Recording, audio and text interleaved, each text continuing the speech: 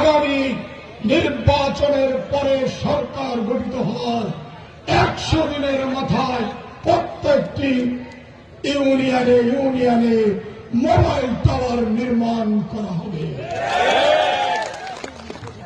2টি গুরুত্বপূর্ণ রাস্তা,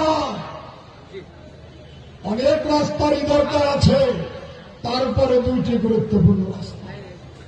একটি ভূতের মোড় হতে মিটুয়ানি পাকা রাস্তা পর্যন্ত, আর একটি সলিমাবাদ বাজার হইতে মানিক বাজার পর্যন্ত, কি তাই না? আমি বেলকুচিতে বলে এসেছি, ওখানেও আমি 2টা রাস্তা 100 দিনের মধ্যে করব। আর আজকে বলে গেলাম, আপনারা যদি নির্বাচিত করেন, ইনশাল্লাহ 100 দিনের কর্মসূচির মধ্যে এই 2টি রাস্তা অবশ্যই থাকবে। এগুলি তো আপনাদের চাওয়া পাওয়া, আমার নিজের তো কিছু চাওয়া পাওয়া আছে, সেগুলো আমরা পূরণ করব না।